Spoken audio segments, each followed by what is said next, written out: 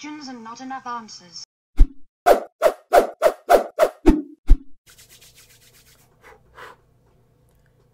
Alonso. What a dooski, it's your boy Farewell34, aka the Duel Master. Oh, you guys can't see the back of the Yu-Gi-Oh cards. Anyway, they're Yu-Gi-Oh cards in case you couldn't tell. Sorry. Anyway, it's a little late here in the Canadian hours, but do you know what it's not? It's never too late to watch some old Who, so that's exactly what I'm about to do right now, y'all. Very excited to dive into, actually, this is more of like a history lesson for Doctor Who. We've been talking, Gesundheit, my dad. Okay, anyway, this is like a history lesson for me because I'm a seasoned Who viewer now, and I think it's about time I learn the origins of one of my favorite shows now, and where it all began. So I honestly have no idea what to expect, what villains we may see or may not see, if any, what the first Doctor looked like, and all that jazz. So let's just dive right into it. This is the Unearthly Child, November 21st, I think 1963, something like that. But anyway, as always, if you enjoyed this video, then be sure to smack that like button and subscribe if you haven't already. And again, y'all, in case you're interested in getting the full unedited raw reaction and more, plus early uploads and supporting the channel, then definitely check out patreon.com/Farewell34 in the description down below. It really means a lot, y'all. Let's find the Unearthly Child. I don't even know what that means in the context of this episode. Yeet.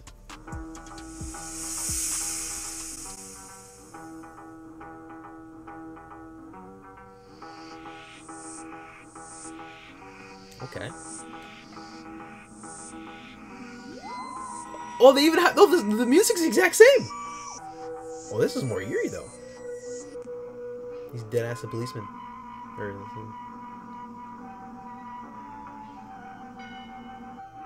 Wait, do we lose frames, or is that just how this is? Quality. Yeah, I went to 144p. I'm like, okay, there's something up. There's something up.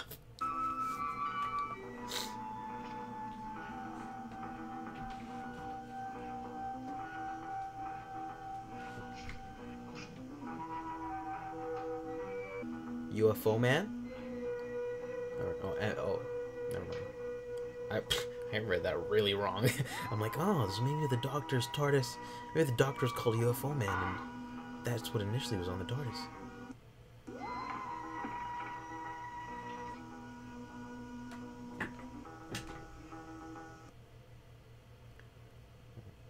Good to know that the buffer's eternal. Damn, I don't know, that shit's being weak. It looks the same, wow.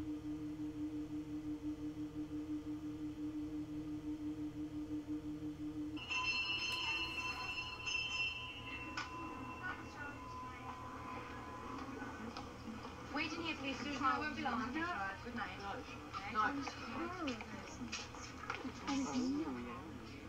Oh, yes. Not gone yet. Obviously not. Well, ask a silly question. I'm sorry. Not gone yet. Obviously not. Well, ask a silly question. I'm sorry. It's all right. I'll forgive you this time. Oh, I had a terrible day. I don't know what to make of it. Oh, what's the trouble? Can I help? Oh, it's one of the girls, Susan Foreman. Susan Foreman? Oh, she your problem too? Yes? And you don't know what to make of her? No? How old is she, Barbara? 15. 15. She lets her knowledge out a bit at a time so as not to embarrass me. That's what I feel about her. She knows more science than I'll ever know. She's a genius. Ian, I must talk to someone about this, but I don't want to get the girl into trouble. And I know you're going to tell me I'm imagining things. Oh, I'm not. Well, I told you how good she is at history. I had a talk with her, and I told her she ought to specialize. Well, she seemed quite interested till I said I'd be willing to work with her at her home. Then she said that would be absolutely impossible as her grandfather didn't like strangers. He's a doctor, isn't he? It's a bit of a lame excuse. Well, I didn't pursue the point, but then recently her homework's been so bad. Yes, I know. Oh, Ian, do pay attention. Sorry, you went along there one evening. Well, there isn't anything there. It's just an old junkyard. And this nothing in the middle is number 76 Totters Lane. What? Well, we'll have to find out for ourselves, won't we? Thank you for the we. She's waiting in one of the classrooms. I'm lending her a book on the French Revolution. What's she going to do, rewrite it? Oh, all right. What do we do? Ask her point blank. No, I thought we could drive there. Wait. I thought for a second I'm like, oh, okay, maybe he's a doctor, and he's gonna just pick a high school student and be like, all right, time for some adventures. But I think this ties in. I think I heard that like Doctor Who start off as like an educational series. I think for showing history lessons. So I guess that might tie into this, and maybe if I'm wrong, maybe clarify some things for me. I'd love to know. Wait till she... Hello. She like Millie Rockin'? Like, what is she doing? Aren't they fabulous? Who? It's John Smith and the Covermen. They've gone from 19 to 2. John Smith is the stage name of the Honourable Aubrey Waits. He started his career as Chris Waits in the Callers, didn't he, Susan? You are surprising, Mr. Chesterton. I wouldn't expect you to know things like that. I have an inquiring mind and a very sensitive ear. I like walking through the dark. It's mysterious. Be careful, Susan. There'll probably be fog again tonight. See you in the morning. I expect so. Good night. Good night. So now she goes on her adventures. She's probably gonna go visit the people in that book.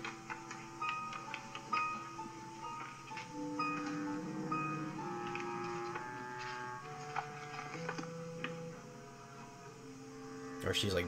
That's not right. When they go and adjust the police box. I'd never have found this. Well, she doesn't seem to have arrived yet. I suppose we are doing the right thing, aren't we? Can't justify curiosity. But her homework.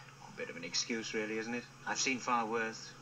I thought you agreed she was a bit of a mystery. Yes, but I think you'll find there's a very simple explanation to all this. Well, I don't know how you explain... £1? Really? Really. She said she thought we were on the decimal system. The United States has a decimal system. You know perfectly well that we do not. Of course the decimal system hasn't started yet. Suppose she couldn't be a foreigner. Doesn't make sense. Nothing about this girl makes sense. For instance... the question is, why are you so nosy? Let her do her thing. Like, she just...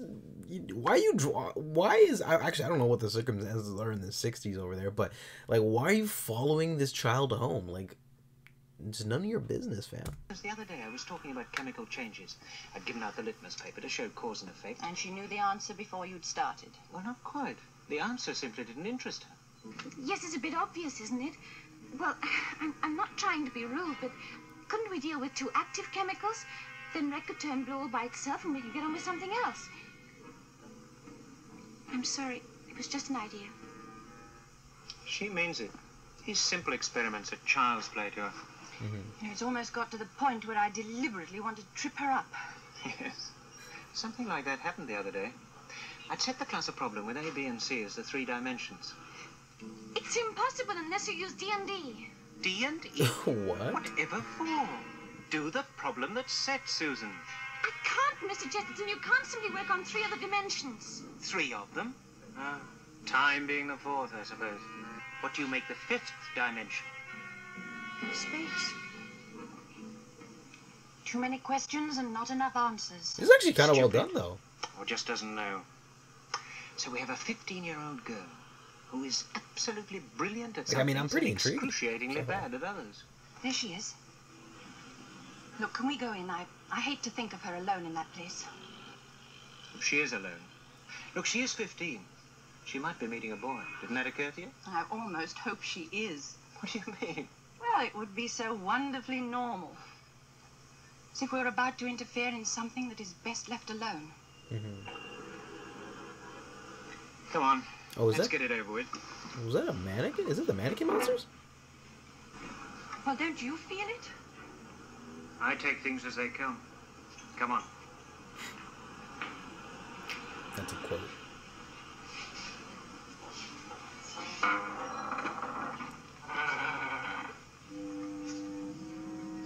Okay, what do we have in here? This is like relics. Is that a Van Gogh? I'm turning over any of this stuff to find her. Over there? Toss. I dropped it. What? The torch. Well, use a match. I haven't got any. Susan! Susan! Mr. Chesterton and Miss Wright. Got out without us seeing her. Ian, look at this. What, it's a police box? What on earth is it doing here? Well, these things are usually on the street. Oh, feel it. Feel it, you feel it? It's a faint vibration. It's alive. He was pretty quick to that. It's not connected to anything, unless it's through the floor. Look, I've had enough. Let's go and find a policeman. Yes, all right. Is that her? It's not there. Wait.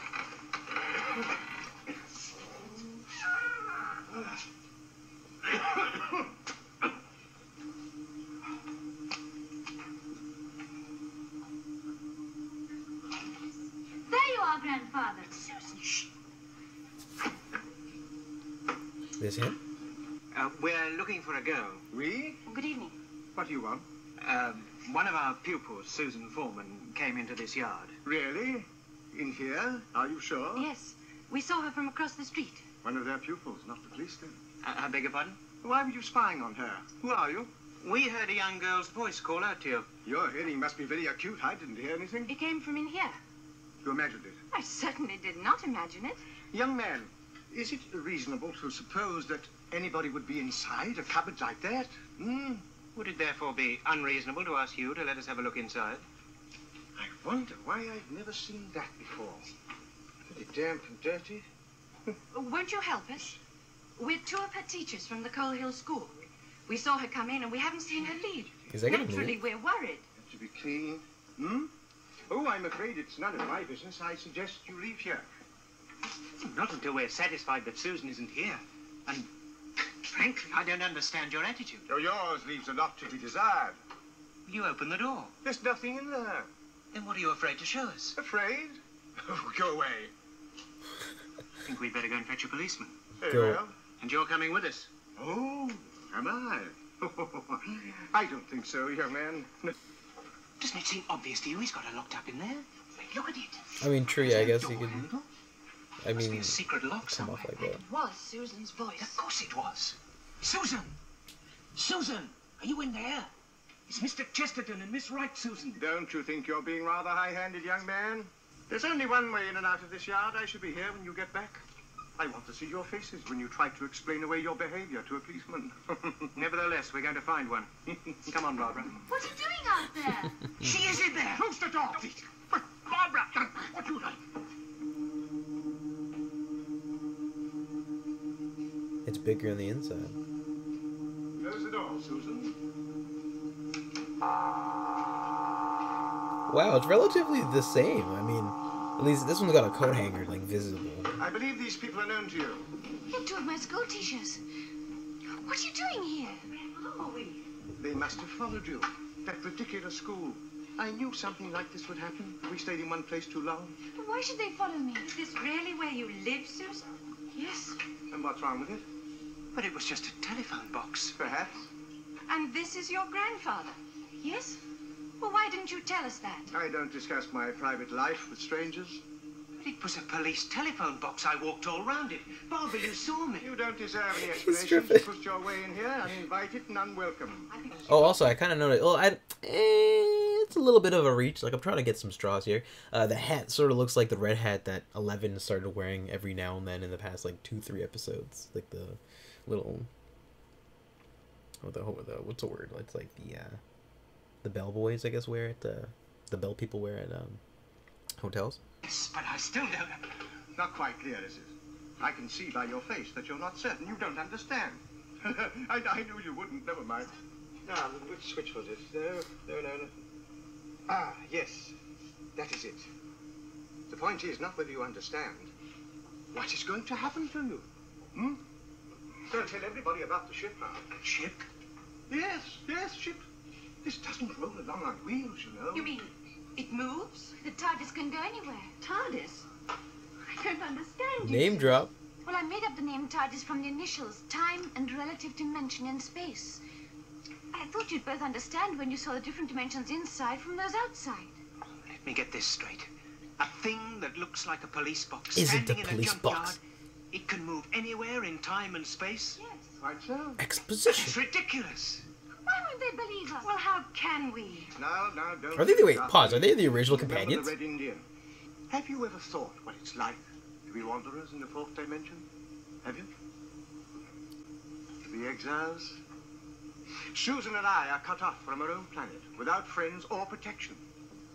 But one day, we shall get back. Yes, one day. One day. It's true. Every word of it's true. You don't know what you've done coming here. Grandfather, let them go now, please. Look, if they don't understand, they can't hurt us at all. I understand these people better than you. Their minds reject things they don't understand. Interesting. It's a game that you and your grandfather are playing, if you like, but you can't expect us to believe it. It's not a game. But Susan, It's not. He just I exposed love her you. for being an alien. I love England in the 20th century. The last 5 months have been the happiest of my life. but you are one of us. You look like us. You sound like us. I was born in another time, another world. Now look here, Susan, you... Oh, come on, Barbara. Let's get out of here. It's no use. You can't get out. He won't let you go. Oh, we moving. Look, this There's the doors from over there. got a little crazy to him. Which is it? Which is it? Which control operates the door? Still think it's all an illusion. Will you help us? I mustn't. Very well then. I'll have to risk it myself. Oh my I god, can't he's stop risking you. it for the biscuit. God damn. I don't touch it. It's live. Ian, what on earth do you think you're doing? Grandfather, let them go now, And please. by tomorrow we shall be a public spectacle, a subject for news and idle gossip. They won't say anything. My dear child, of course they will. Put yourself in their place. They're bound to make some sort of a complaint to the authorities, or at the very least, talk to their friends. If I do let them go, Susan, you realize, of course, we must go too. No, Grandfather, we've had all this up. Alternative, child. I want to stay. Look, they're both kind people. Why won't you trust them? All you've got to do is ask them to promise to keep our secret, and It's out of the question. I won't go, Grandfather. I won't leave the 20th century. I'd rather leave the TARDIS than you. Now you're being sentimental and childish. No, I mean it. Are you coming, Susan?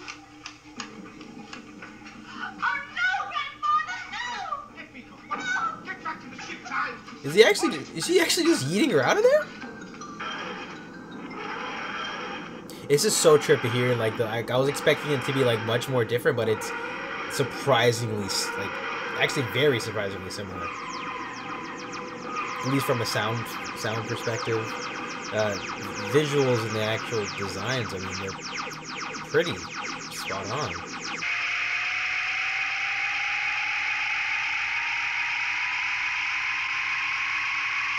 This is trippy. What the fuck? It just took LSD or something. What's going on? Are we in Canada? What? Oh, my boy is slumped. My girl is slumped. Oh my god. Oh my god. What is it? What? Slovene? Cave of the Skulls. Oh, what is it? What is it? William the First Who Doctor. And that was Doctor Who, the very first episode of the old series, Unearthly Child. It was the first, I think, 25 minutes of it, y'all. That was interesting. Things that surprised me off the bat, like I just said towards the end of that, was how similar it is to New Who with regards to, I guess, the idea of the Doctor, the time travel, you know. This was actually and like I guess the sound effects with regards to the TARDIS moving, with regards to just how the TARDIS looked, the inside, all very pretty on the ball with how the New Who is. The idea that it's like it was a school thing, and the very first Doctor is with his granddaughter versus just picking up a random companion. It gives a very different feel to their circumstances and traveling. And I thought the narrative, I mean, like even just for like a first episode from the 60s, like it was pretty interesting. Like, I mean, like, why is this girl going home by herself when there's no place there? And I thought they kind of explained it pretty decently pretty well for the first episode in terms of like the origin of Who, right? Like they got across the idea that there's this weird time traveling dude who seems like who's the first absolute madman. Things are a little wonky. There's this TARDIS, you know, time traveling machine, police box, and they ended it off how they've ended all same thing with Rose, where they time traveled to a different place. So I thought it was pretty interesting to look at this for the first time. For the first time in its historical context of New Who now, and just compare the two. So I thought that was really cool, and Susan actually seems like a cool companion. I actually wouldn't mind seeing more of this. But y'all, what did you think? I would love to hear your thoughts in the comments section down below. Although I could definitely see it not being as reaction worthy. I still definitely think it was a cool watch, but that's just my opinion. I would love to hear what you guys think, and what other classics maybe. We're not gonna go through the whole thing chronologically, but like what cool or reaction worthy or highlights you think would be cool to check out, like maybe the first appearance of like the Cybermen, the Daleks, no R there, stuff like that. But I'd love to hear all of your thoughts in the comment section down below. As always, if you enjoyed it, be sure to smack that like button and subscribe if you haven't already. And again, y'all, in case you're interested in the full Unearthly reaction and more, then definitely check out patreon.com/Velvet34 in the description down below. With that being said, I will see your beautiful faces next week, Monday. Peace.